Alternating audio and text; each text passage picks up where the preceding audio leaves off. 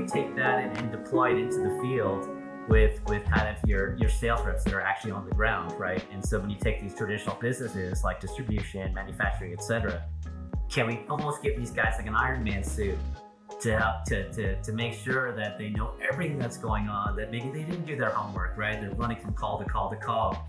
Can we just give them an email even, or a text message that say, hey, you should ask, the client about this, or, how this project's going or that one's going, right?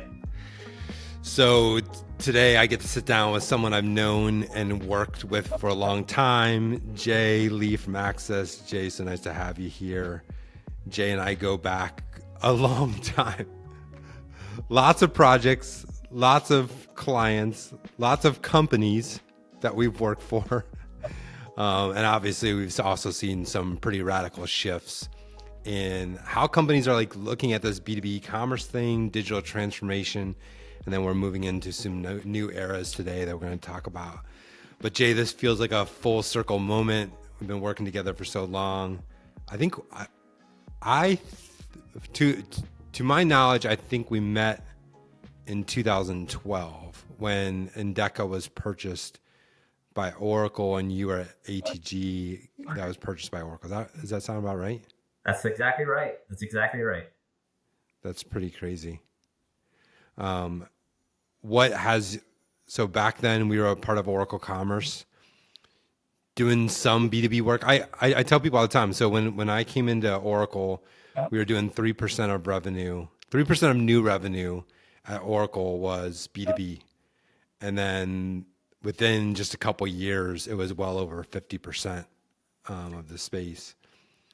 And I know you've been involved in that space for the last 13 years since then. That's just crazy, or 12 years since then, which is wild to think.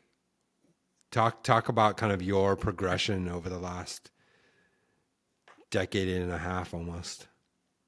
Yeah, it's actually been, I guess, 2 decades. I like to, my kids are always teasing me, or even the kids that work for me now, some of the guys on my team, I started in this game, as they like to say, at the end of the 20th century or the late 1900s is when I started with ATG in 99. And so it's been, and then, some of the guys, I got one of the guys that worked for me, and he's like, man, I was born in like 2001. So, this is, he's like, you've been working longer than I've been on this planet. So that it's pretty crazy to think about. And yeah, it's before Google was around, before, there's any of those kind of technologies were out there. So yeah, building some of the first websites. You joined ATG in 99? That's right. Wow. What employee were you? It was, I think like 180, something like that. Okay. At that time in the late 90, like 99, they were hiring probably 30 people a week. It was Okay. nuts. And even though we saw the bubble coming, they just kept hiring. It was crazy. So globally, we were the quintessential.com bubble company. That was 100% us at that time. I mean, really the only enterprise at the time, mostly retail focused, but only enterprise e-commerce platform on the market that had so many capabilities. It even goes before that, Justin. It was before e-commerce was even a thing. It was the Dynamo application server. Oh, that's right. It was the first, I'd say, dynamic content for the internet is really where it started. Our ATG stood for Art Technology Group, and it was this combination of art and science and creating. That was the whole thing. Was at the time it's called JHTML, which got replaced by JSP. But it was this notion of, could you actually? It was a big deal to put, hey Jay, welcome to the website. That was a big deal at that time. It's pretty wild to think about. I remember I was telling someone this story the other day. I was like, I remember getting my first email. Like I printed my first email out. Like I know no one that's born after 2000 can remember their first email because they got it when they were a kid. But in college, I remember getting my first email and I printed the email out. I took the email back to my dorm room, and that's kind of the progression of technology that we've seen over the last 27 years. Where was ATG? So I know when I was at Endeca, ATG and Endeca were 2 doors down from each other on 101 2 Main floors down. Yeah, in you guys were on the Cambridge. second floor, and we were on the 4th floor. Yeah, That's right. right on Main Street in Cambridge, Mass. Which was what? Were they there when you started there? Or were they somewhere else? They were. Were they really? I remember one of the guys worked for. He came to the office all dressed up one day, and we were like, "Oh, where are you going? You got an interview?" And sure enough, he was heading down to Endeca. He was going to Endeca for an interview. I won't name his name, but he knows who he is. That's funny. So you spent most of your beginning career at ATG. I mean, for how long were you there till? Well, went through the I mean, Oracle Oracle. acquisition. So that was what, 2008, around that time frame, I guess. I don't actually remember exactly what happened, but it was some 2006 or 8 or somewhere in that range. 2008, I think that makes sense. Went through that acquisition, was part of the leadership team at Oracle, and kind of at that time was running Latin America and probably had the most experience around digital and CX. So then kind of led that team for Latin America for a little while, and I think I left in like 2012ish, somewhere around there. Went to a startup company called Bloomreach. Worked there for a couple of years. Again, helped them launch. At that time, they were a SEO organic solution trying to launch product search, and so kind of the Endeca killer was the thesis of joining that company. And that Oracle was the Endeca killer. Well, You didn't need another company to kill Endeca. Oracle did that just fine. On that. Hey, that you said it. Yeah. Although I am like these days depressed. I sold all my Oracle stock when I left. I should have just. Oh my gosh, I should have held on. So Oracle stock was at $40 in the $30 to $40 range for 10 years, right? Hadn't moved. I mean, it went up a little bit, down a little bit, but it hadn't moved. And over the last 8 years, Oracle stock has gone through the roof. I did the same thing. I sold all my Oracle stock as I left. Yeah. So dumb. I was pretty jaded at the time. So yeah, I just so dumb. Like, these guys are going nowhere. I'm just selling all. Oh man, that was so dumb. So my father actually was the main video designer for Oracle Commerce, Oracle CX, and then did a bunch of like main stage stuff for Larry. My dad made video, and a lot of his stuff was on oracle.com, and a lot of the main videos at like Open World and things like that were done by my father. He joined when I left in 2015. So I had a connection to it for years. Oh, wow. Until just a couple of years ago. It's just a wild story. I try to explain this to people that if you were involved in e-com from 2000 to 2010 and you built relationships, like the incestuous nature of those relationships now, I mean, how many people were like, I remember you here, and here, right? That's kind of crazy. So you were at Bloomreach, and then did you go to SAP from Bloomreach? Yeah, man, exactly. I went from there, went to SAP, led the commerce group there for the Americas for a couple of years, and then left there and went into consulting after that. And AAXIS, who you're with, ironically, AAXIS one of your main partners in Latin America? It was, in fact, yeah. They were based here in Los Angeles. I onboarded them. I think probably in that just before the Oracle acquisition. Yeah. And then when I went and signed my first deal in Chile, I couldn't find any regional partners down there, so I brought AAXIS with me, and so that's what I thought. And helped them. And they were still a client of AAXIS until pretty recently. Then they moved most of their operations and built their own kind of development centers in India, and kind of moved away from leveraging outside consultants. But AAXIS was there for, gosh, probably a good 15 years since I originally brought them down there. And then yeah, they went on and built clients, did a lot of regional telcos, a few other retailers in the region, and so yeah, they went to have quite a bit of success. And now that operation is helping us support North America with our nearshore operations. So we still do some business down in Latin America, but I'd say for the most part they're more focused on nearshore. For everyone listening, I learned the most about travel, and I got my biggest travel tips from Jay and another guy named Ed Koch, who is the head. Shout out to Ed. Shout out to Ed. He's still poking around He is. out there. But I learned because I went to Latin America, Colombia, Brazil, related to the work you guys were doing, and then related to the work you had done, and then after you left, worked with Ed on it. And I learned most of my travel etiquette and how I prepare for travel and how I think about new countries all came from learning from working with you guys, because you guys traveled so much in that era. And I just it was personally just a beautiful thing that I learned in that process, and that you really can only learn from somebody else. It's not really something you see a video on. It's someone sitting there and saying, this is what you do next time. 100%.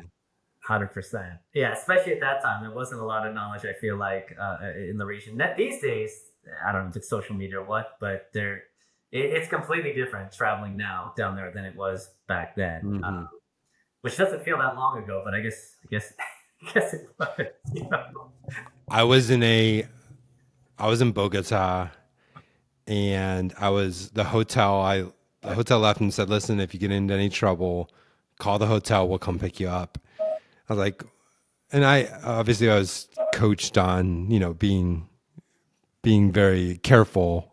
So I went out to a market, some shops, and I picked up, there was a guy tailing me in Bogota, and I figured out, I saw him once and then saw him again, just trying to remember faces.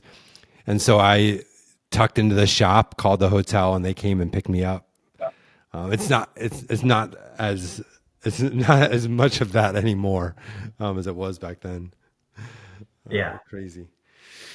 Anyways, I think, this podcast is typically about being B2B commerce, but I think one of the most interesting things that you and I have been talking about is this new era that we're walking into. I think in our early careers, it was all about, at least in the B2B world, is about trying to convince everyone to join us on this journey. And then moving into, hey, it's critical that you do it. But now we're moving to this new AI era, which is just pretty radically different. And it's really what I wanted to focus on with you. It's the thing that you and I have talked about the most in our off time. Everyone's talking about AI, but in your experience, what does AI adoption actually look at inside of the enterprise today? What's the reality of how people are thinking about it or using it, or planning for it today?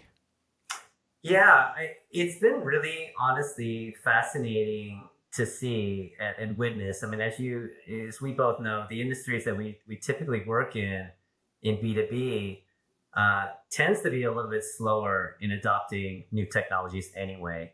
And I think that the reasons for it are pretty clear. They've become more and more clear to me over time, especially when you think about, that adoption of commerce even, right, was really slow. Yeah. And, coming from retail, you're just like, well, why wouldn't you want to sell online? You just remember, I just remember pushing manufacturers and distributors and, hey, this makes all the sense in the world. Why wouldn't you want to do that? And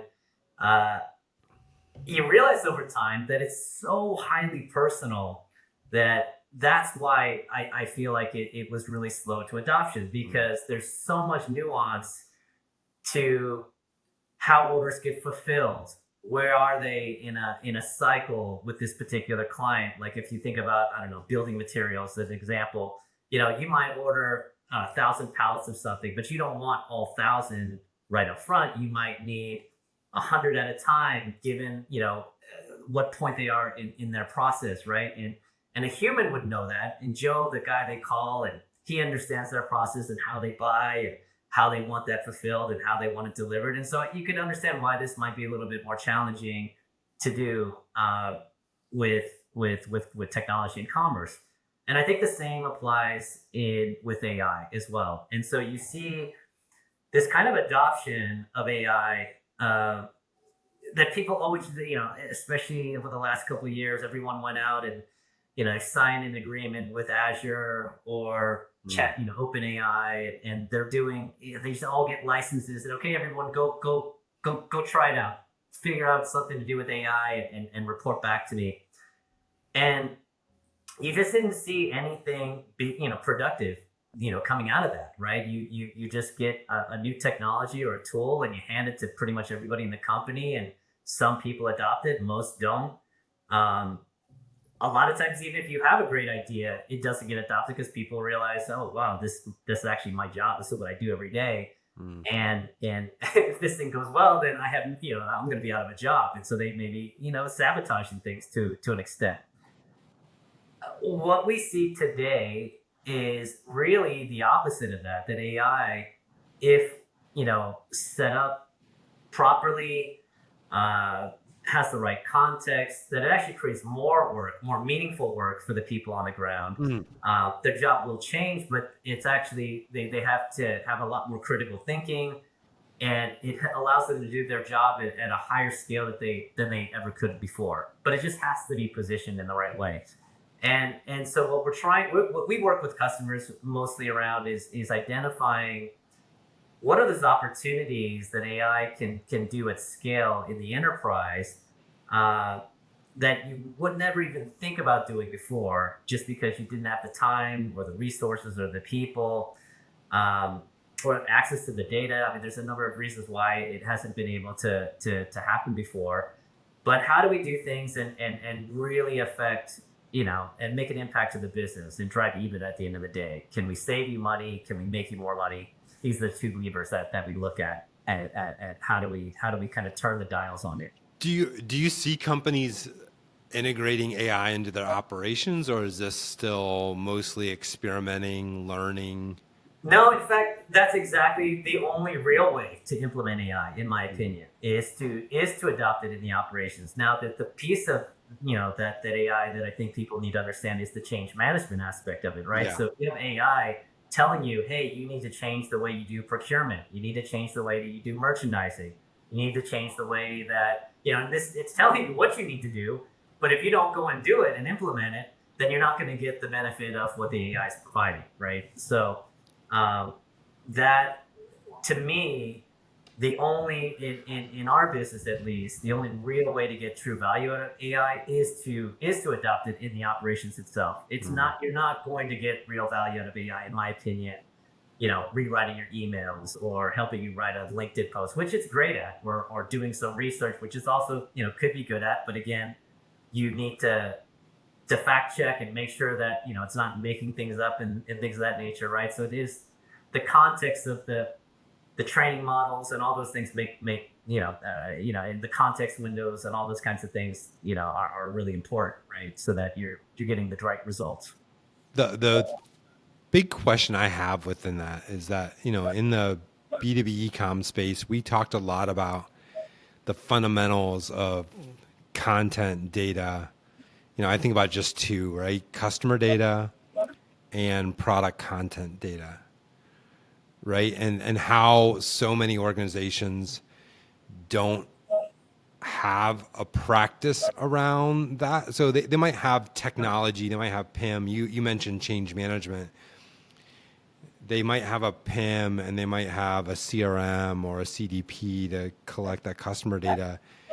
But there's no practice around, hey, this data is a strategic advantage for our company in this new AI era. Even if you didn't believe it when I said it to you 10 years ago about ecom, I think most companies are actually like, okay, I get it.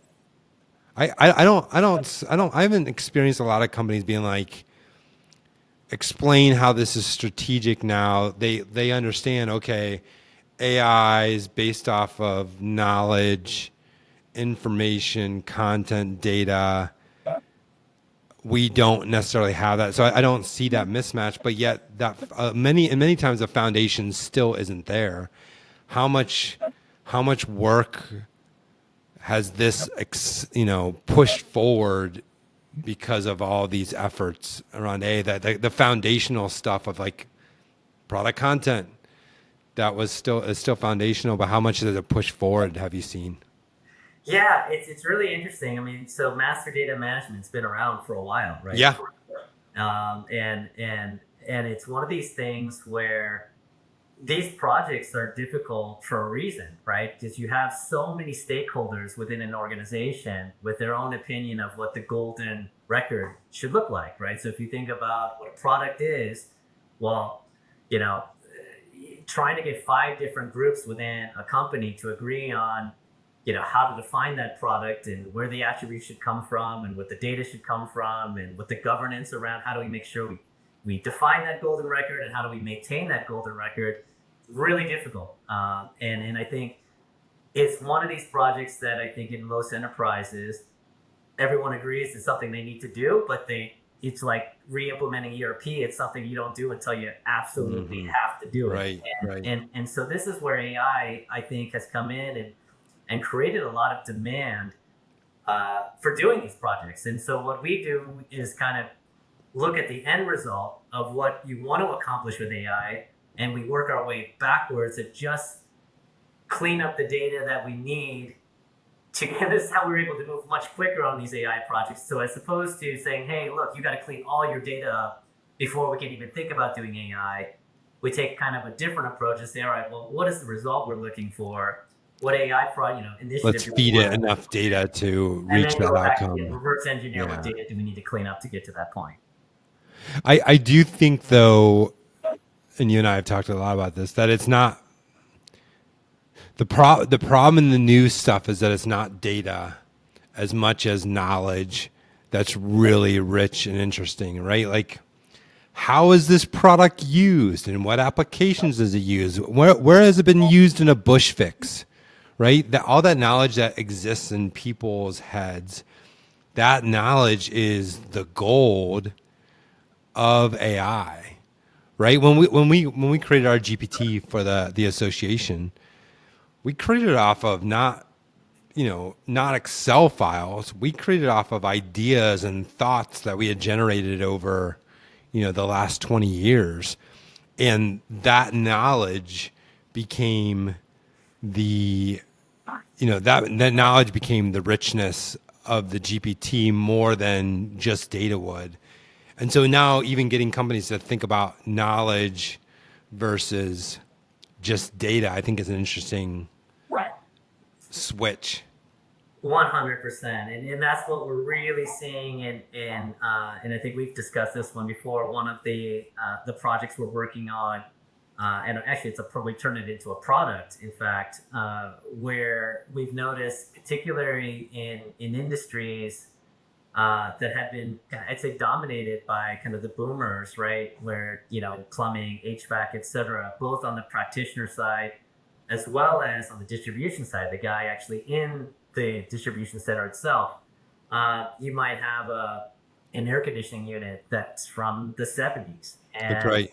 That needs parts that aren't even made anymore because that manufacturer doesn't even exist. Well, someone that's been in the business for 20, 30 years probably knows that, oh, well, this particular part is compatible, right? All I really need is something with this spec that fits this particular, part, and I can be, or even something as simple as which coolant do I put into this unit, right? I mean, they've changed over the years. There's a new regulation around environmental concerns. So there's new coolant that isn't compatible with the old one. So, how do you know which coolant to put in there? And so this is that kind of tribal knowledge that I think is at a point now where it's walking out the door, it's retiring, it's leaving the industry on both ends, right? Both from the person buying as well as the one selling, and so we're building tools, particularly around this to kind of enable that. Not quite ready to announce it yet, but we've got Yeah. a solution. I'm excited about that one. I'm excited about that tool very much. So a lot of companies, I watch many companies do these AI proof of concepts, many of them successful proof of concepts, but there's something that keeps them, that blocks the transition from experimentation to scale. You give a sense on like what differentiates a company that doesn't just test but actually operates. You talked earlier about it's got to go into operations. It can't be just proof of concepts. Like Yeah, how are those companies different? Like what's different about them? I'd say this is the biggest point, I think, when it comes to companies adopting AI. It is very much needs to be a top down initiative, and they need to build into the program, the job security. I Mm, think at the end of the day, the very people that you need to be successful in an AI project are the ones that have all that knowledge in their head, and the ones that really realize that their job is going to change. Well, you need to give them the security that you're not going to lose your job in this that's process, right. right? That's And right. that's what I was referring to earlier with the change management aspect of it. That to me is probably the number one killer of these proof of concepts or proof of values that initially start out great and then never make it into production or never roll out the next phase, or never really kind of progress beyond that. Is that people, I think, it's human tendency. You realize, like, oh my gosh, this is exactly my job. This is what I do on a daily basis. And I'm going to work myself out of my job if this thing's successful, which is absolutely not the case. Like I said, I think in fact, it actually creates much more work, because now you're doing things at much bigger scale. So it's not about reducing people, but it's really about changing the way that you're doing your work and what you're able to do, if that makes sense. Yeah, that makes it. I find it at the end of the day. I think so much of technology is not about technology. It's about the change management around it. You know, I think that I think the same things we've been talking about in e-commerce about having better conversations between executive teams and digital teams, executive teams and AI teams, technical teams, however you call them. Those same conversations are. It's even more important to figure out a way to have real conversations about what we're doing, why we're doing it, and then how to let the people in the organization know how they're going to be taken care of in this process. I think, I mean, fear, I mean, the adage is, right, all decisions are made by fear or love. We don't make many decisions by love. So that means most decisions are made by fear. And so how do you get over that? How do you get over that fear Totally is the right. key. In fact, when this first came out, I remember it reminded me of the story. I don't know if you recall. Actually, you must have been part of Endeca. We had acquired a company called Primus Solutions, which is a knowledge-based solution, right? That was intended to, the whole business case was saving money in the call center, right? So it reduced the call deflection or call escalations. It was an entire knowledge base to kind of, push more people to self-service, made all the call center agents better, right? So who wouldn't want all of those, right? And there's a lot of AI, out there today that, basically claims to do the same thing. And I remember doing a proof of concept with a really large telco with, I don't know, there was like 10,000 call center agents, and we were projecting we could actually reduce it down to like 5,000. Hmm. And I remember the SVP, I was talking to the guy that owned the call center, said, "Hey, I'm an SVP because I manage 10,000 people. If you take away 5,000 people, I'm going to get demoted.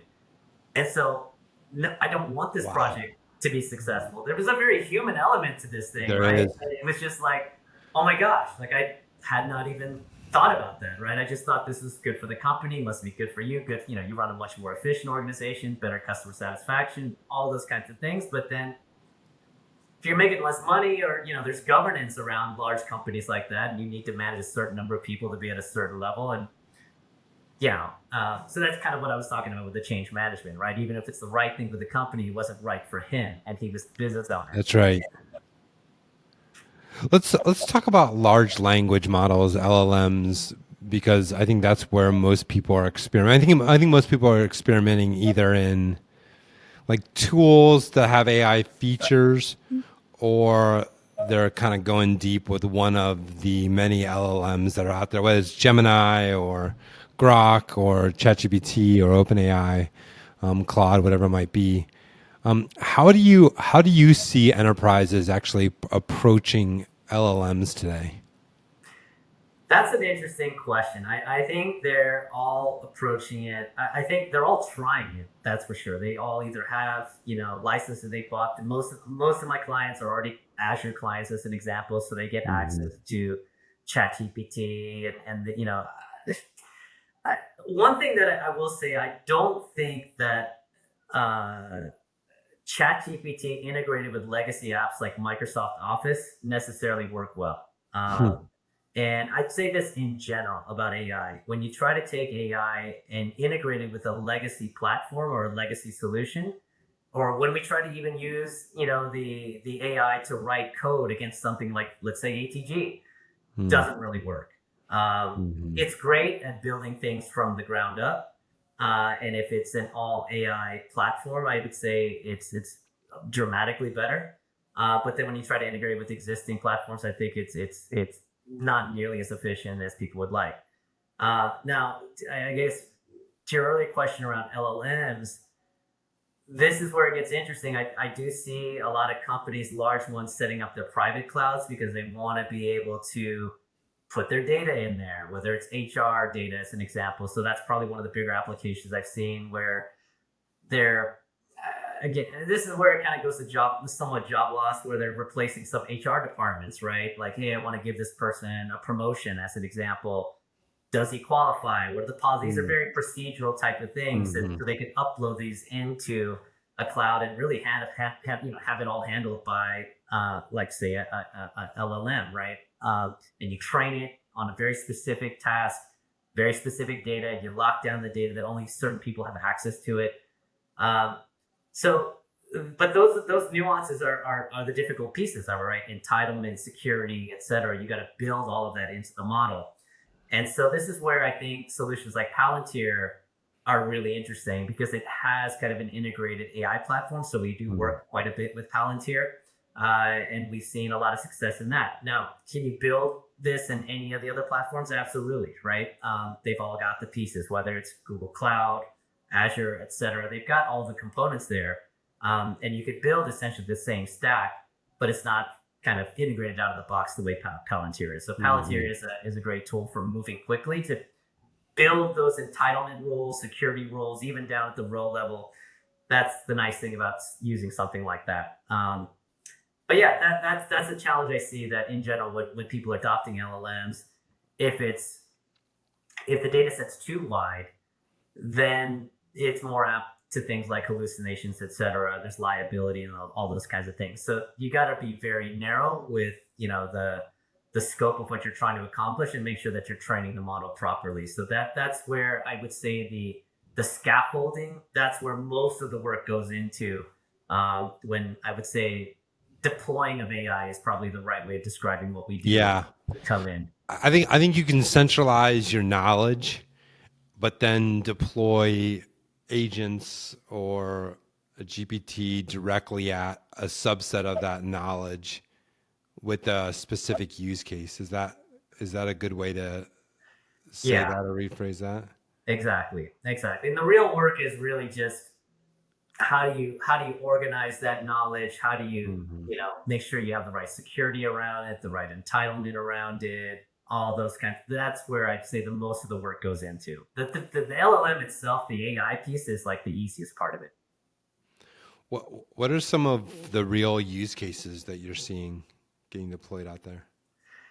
So we work quite a bit with a number of companies in distribution, and you know the name of the game here. It's kind of like at the end of the day, it's buy low and sell high, right? Mm-hmm. So how do we help clients do that? And so there's a number of ways that we look at. Can we help them optimize their inventory better? Can we help them, handle procurement a little bit better? Can we make sure that they're pricing at the right place, at the right, at the right Mm. price, and all those kinds of things? So these are the kind of use cases that, especially in with the clients that we're talking about in distribution and manufacturing. Um, those are the kind of use cases that we see, the ones that really move the needle.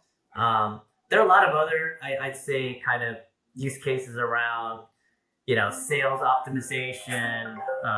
Can you look at, recency, frequency as an example? Hey, did this client, what did they buy from me last time? What was the last touch point did we have? Could we build agents to basically push this content in front of the sales rep so the next time they give that guy a call, they understand the full context of, so a lot of these guys aren't used to even using CRM, right? As an example. So can we actually, reduce the friction and make it even easier for them to know, what to talk about, what to maybe cross sell, what to upsell. So these are things that I'd say in commerce kind of comes secondhand in nature for us. But how do we take that and deploy it into the field with kind of your sales reps that are actually on the ground, right? And so when you take these traditional businesses like distribution, manufacturing, et cetera, can we almost give these guys like an Iron Man suit to help to make sure that they know everything that's going on, that maybe they didn't do their homework, right? They're running from call to call to call.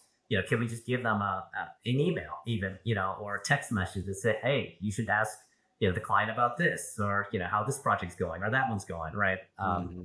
So these are the kind of things I'm looking at. I think I saw some pricing AI stuff, and I think what was most interesting about it is, you have algorithms that can determine pricing, but what was interesting and cool is that it was able to determine the pricing, but then you were able to ask it like, what's the justification? Like in an algorithm, you kind of have to work backwards and say, okay, the algorithm had to look at these sources, and then you have to kind of figure out why it made the pricing thing the way it made it. But with the AI, I was able to explain the justification, right or wrong, right? It might have made a wrong justification for it, but allowed you to see the thinking process for the justification for making the decision it did. And that was super easy to then to say, yeah, that's right or that's wrong. I think that next level of insight is really super interesting. When, Absolutely. when you look at the organizations that are actually seeing ROI from AI, how do they define value from AI? Like, is it automation, productivity, insight, revenue? Like, how are they doing it, and how are you kind of encouraging people to look at value? Yeah, that's a really good question, and that attribution, it's like this with so many technologies, right? So if you can look back at when we started doing like A/B testing in commerce, right? And you see an initial lift because you start testing one thing over another. Well, how do you know after a year that That's you're right. still getting kind of that uplift that you thought you were getting initially, right? And so this is something that we've had to build into the models because you're able to simulate, with the right platform, what would happen if you didn't make the change, if you were kind of doing the things that you used to, and then you could kind of measure it and the delta there. You can always do things like look backs and look at the previous year and things like that, to compare against. But I'd say that's something that we try to build into the project itself. So it's super clear, how you get that attribution, what kind of value are you actually getting out of the use case so that you can simulate a number of different use cases, leveraging the AI itself to see, what the result might look like. I want to give you a statement. So I want to transition to agents. Here's a statement I heard from an owner of a company, not, and they're mid-sized distributor. So they basically, when they were thinking about agents, they said this: listen, if commerce is going to change, and it's going to be primarily, this is what everybody's saying, it's going to be primarily agents going and finding information on my website, deciding which product to buy, purchasing that product, procuring it, comparing prices, right? That's agents. I see that future very, very clearly, even just with the technology we have here today. I see that future very, very clearly. However, this is what he said. He said, can I just skip commerce? Can I just skip commerce and go right to that and just enable myself for that? And it was a valid question, a question I hadn't heard before.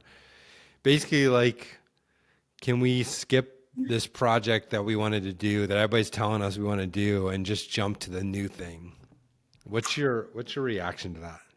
That's super interesting. I feel like, yeah, that's super fascinating because I sometimes I feel the same way, right? And you know, that it does feel like we're in this stage where, you know, commerce as we know it is going away, and there'll be this new That's right. kind of agentic commerce, right? At the end of the day, you still require, you know, some set of APIs, some way of product, you know, having product discovery, some sense of actually doing the transaction itself, right? So if not commerce, how else would you provide all of these things, right? You're not going straight into the ERP, especially when you're talking about That's right. all the ERPs these companies have, right? It's like none of them are on first of all, ERPs in general. There's no modern ERP that I think is anywhere near the state that it needs to be to support like an agentic commerce or transaction, right? I mean, even if you took a modern one like say SAP, that's not intended to do the kinds of volume and trend. We saw this even with commerce, right? You had to build a layer. That's why you almost had this layer of commerce to prevent 1,000 hits a day, you know, a day against, or a minute against the ERP. And so, yeah, ERPs just aren't designed that way. Commerce, I could argue, maybe not necessarily there yet, but they're all working on it. And if they're not, I think you still leverage those same APIs to make it accessible to agentic commerce. I think there's a real danger of skipping foundational work for the sake of. I think you can accelerate. I absolutely think you can accelerate things, and I think you can rethink how you're approaching with AI. I think just like you were saying, adding AI features to things that exist, like Microsoft Office was an example you gave, isn't as effective as building something from scratch with the tools. And I think you could, I haven't seen anybody do this, I think you could rethink what commerce is using AI as an assistant to help you through that, and then accelerate parts of the project using AI to enable some of that. But there's foundational things that are still going to be missing, like a product catalog. Not necessarily that you need to have a way to traverse it by humans, but traverse it digitally. You still need the content and the knowledge and the data. You still need customer data. You still need pricing data to support. You still need an API to make the purchase, to go into your ERP, to ship the product, to send the purchase order, receive the purchase order. Like all that stuff still exists. And then the second part of that, Jay, I think is I don't see, like I see agents doing a bunch of cool things. I don't see rampant adoption of agents either. Like I don't see the acceleration of that covering the need for humans for a period of time. I think it's coming, but for a period of time, you know. Interesting. Yeah, no, I tend to agree with you on that one as well. I mean, it's I was telling someone the other day, I mean, I'm not even concerned with AGI. We don't have the energy for AGI. So we're not even, it's not even on the radar. So, you know, to get to a point where, you know, there's 1,000 agents and I got my own personal one all over I feel like we're so far away from that because we just don't have the right infrastructure. You know, even if the tech gets there and the chips get a billion times more efficient, which I'm sure they will, we're still, you know, we just aren't even anywhere near where the point where we have enough power to get to that point where tier, you know, like you said, with, you know, true agentic everything. It's so true. Everything. It's so true. We literally, like, a physical limitation is we actually don't have the power to be able to do this. That's kind of Yeah. a funny thing. Super interesting. So let's shift to how you guys at Access actually use AI. How are you using AI internally?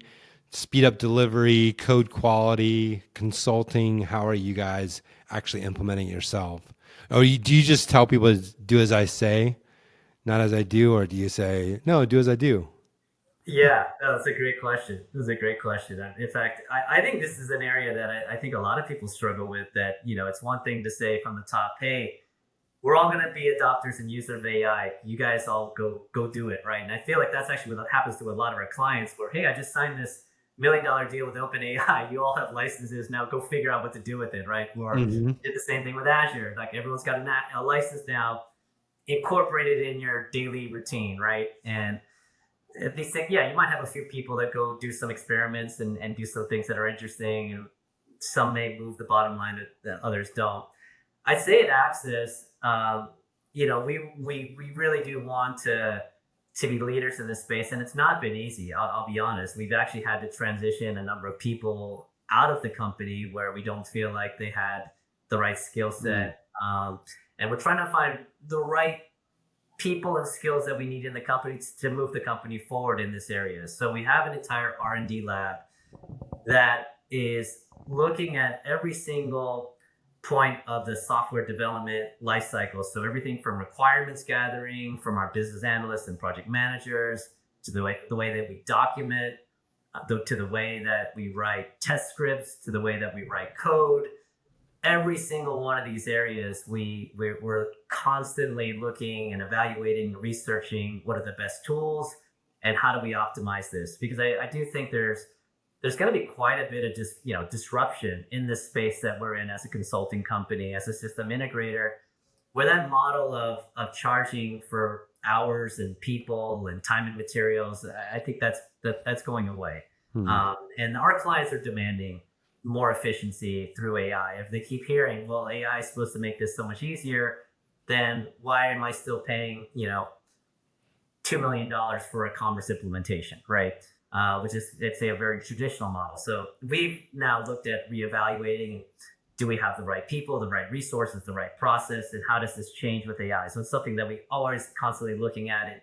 And we've actually seen about a 40% efficiency gain by adopting AI in all these different areas, in aggregate, right? So it's everything from, using basic AI tools to, that we use every day to take notes in discovery sessions, right? But then how do you write the requirements? How do you write the user stories? Can we do that more efficiently? Can we make sure that we're accounting for every single, outlier that we may not have thought of before, right? So these are things that we're using AI to do the analysis and the writing of the requirements all the way through code generation and then into QA and test scripts and all those kinds of things, right? So we've got AI integrated into all these areas, and we leverage all of the tools, and we're always looking at, because these things change every month, and so there's always a new model out, and so we have to constantly look at, is there a better way of doing this? And we don't want to get married to one given tool if someone else comes out with something better or more efficient, and so this is something that we've got just all our global teams, especially I'd say some of the ones that are really leading the charge, the ones here in North America and the ones that we have in our China office. These guys are really, high adopters of AI in terms of the development process, and we're able to do things a lot more efficiently this way. So I would say that, through this process, there will come a world where we're able to build much more bespoke custom applications where you may not even leverage, kind of some of the traditional SaaS platforms out there, right? And that we can get really, really specific of what we want to build and what the customer wants to accomplish, as opposed to trying to take a round peg and fit it into a square hole. We can do something, a little bit. Jay, how do you see AI reshaping the skill sets of the consulting teams themselves? Yeah, so that's something we think about every day, right? And I would like to move to, and we're doing this with certain clients where we go to more of a value-based agreement, almost like a pay-for-performance model. So it almost doesn't matter how I deliver it, but it's more based on what value can I deliver to you, and you pay me as a as a percentage of the value that I provide. And at the end of the day, we're looking to drive more value, because when you move away from, especially some of the larger consultancies that are out there, right? And I think they're in for a lot of disruption, right? For a number of reasons, right? H1Bs could be one part of it, but then also just like this notion of charging time and materials. People are just our clients are already demanding more efficiency because they assume that through AI that things are getting better, right? Really getting better, and so they want that cost realized. Exactly. Savings, and then yeah. if we're just passing on the value, then we're not capturing it, and then we'll go out of business eventually as well, right? So it's more of a, can we build models where we have the confidence to deliver the value that we think, so as opposed to just walking in and saying, hey, what do you want built? Sure, and it's going to cost X number of hours, X number of people. Here's your bill, and you pay me, and I'll build you exactly what you tell me to build. We want to come in with a little bit more thoughtfulness and say, all right, well, what are you actually trying to accomplish? What is the business KPI that you want delivered? And how about if I deliver that KPI? And what's that worth to you? What's that worth to you? Yeah, so, can we build that's a beautiful. I got to put on my team to make that profitable, whether it's leveraging AI or 100 more people, it almost doesn't matter. I just got to make sure that we deliver on what we promised, and so that's really the kind of mantra that we're trying to take here at AAXIS. Yeah, I like that a lot. Beautiful. Let's talk a little bit about AAXIS. What are kind of the main customers that you guys are serving now? Like, do you deal with specific industries? I know you work in distribution manufacturing. Like, how do you break up the business of who you're serving? Yeah, I would say there's a big focus on distribution manufacturing, and in particular because of clients like we had with QXO as an example, and we've done work with Ferguson. We happen to have a ton of knowledge around, specifically around, building materials distribution.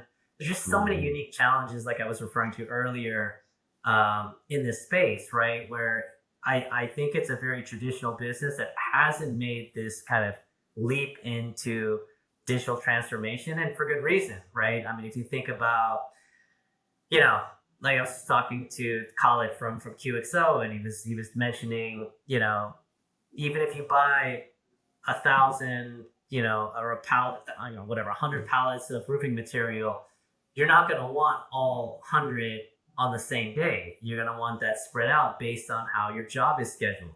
And you may need, where do you want it delivered? Do you need it delivered to the roof? Do you need it delivered to the job site? Do you need it delivered to 20 job sites? That kind of personal touch is the very reason why I think, this industry has been slower to adopt things like e-commerce, because there are just very, I think, personal touches to that business relationship, right? And so we know all these nuances, right? Or even, like an example, at Ferguson, one of the things that, I'd say one of the most impactful apps that we built for them was a scanner that when the trucks pull in, they can quickly just scan the items on their truck for replenishment. And that's probably the most used thing that they have, period, right? And one thing we built a mobile app initially, and then they realized, well, in the warehouse, most of these places don't have cell coverage. So this thing needs to be offline and be able to sync up once they get, into so an area. You literally had to have a docking scanner that you could just take and go dock somewhere and upload the data. Wow. Exactly. It's just little nuances like that make a big deal. You might have something that you think is perfect, but then, the logistics of how these things actually happen is really important. So the context is important. So this is an area that I'd say we have a great deal of success, I think, track record in. Automotive is another area. We've got a few clients like Interstate Batteries. We've got Braskem, the petrochemical company. These are really large industries that are, looking to essentially just reduce the friction. I know you guys do a lot of different work and different applications for customers, a lot on the front end, or the front end of the front office. What do you guys do on the commerce side for your manufacturing and distribution? Do you guys align with certain platforms? Do you how do you approach that? Yeah, this is an area that we tend to be somewhat agnostic. We actually support a number of platforms, and this is one of those areas where it's interesting. Where I mean, given enough time and money, any platform can work for just about anybody, right? I mean, That's what all the platforms believe. Yes. Right. I mean, at the end of the day, enough time and money, you can make pretty much anything work for anybody.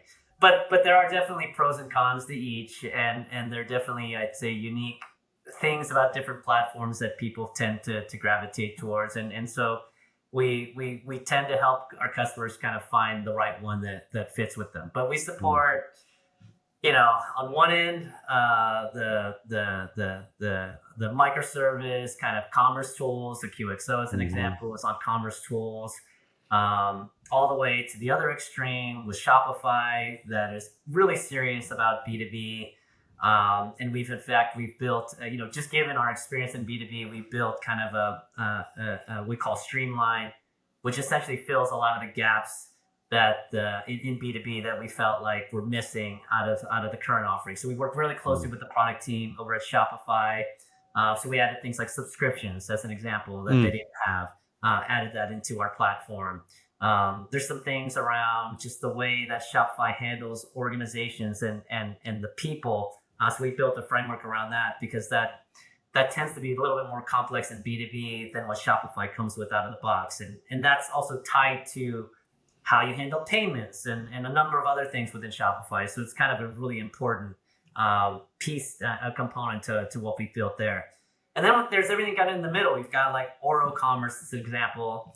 I think is a incredibly feature-rich B2B platform, and I think a really great fit for a number. In fact, we've got some really large clients like Braskem, as an example, is on Oracle Commerce. Not the most modern platform, but it doesn't necessarily matter, right? So it depends on what the customer's looking for. So Oracle Commerce, we've seen some great success with them as well. And then there's always the other kind of headless solution out there with Commerce, formerly known as BigCommerce. That's the other, I'd say, platform that we support. Formerly known as BigCommerce. Amazing. Jay, really appreciate your time. Always enjoy our conversations all the time. We're going to see you in just a couple weeks at B2B Commerce World. Can't wait, and appreciate you being here. No, looking forward to it, Justin. Appreciate it. This was fun. So anytime. We'll do a couple more. I think we already have some topics. Let's go. Sounds good. Manufacturers, distributors, leaders in the zone. If you're building B2B, this the podcast throne. The industry's heartbeat, we're setting the tone. Turn insights to actions, it's how empires are grown. We're talking change management, breaking resistance. Strategies so sharp, they redefine persistence. Customer adoption, it's more than retention. It's building a movement, commanding attention. It's the B2BEA e-commerce show, where the vision is clear and the strategies glow. From the top of the globe, we're the pros who know. Turn the volume up loud, it's time to grow. We bring news, big topics, insights to spark. From the boardroom's glow to the warehouse dark. Digital transformations, the path we're paving. Helping you lead through the change you're facing. This is more than a podcast, it's the industry's voice. Giving you the tools to make the right choice. No fluff, just facts, no hype, just action. The show where solutions are more than a fraction. It's the B2BEA e-commerce show, where the vision is clear and the strategies glow. From the top of the globe, we're the pros who know. Turn the volume up loud, it's time to grow. This is your guide to the digital race. Practical advice, no time to waste. So tune in, gear up, and let's own the space. It's the B2BEA e-commerce show, the industry's base.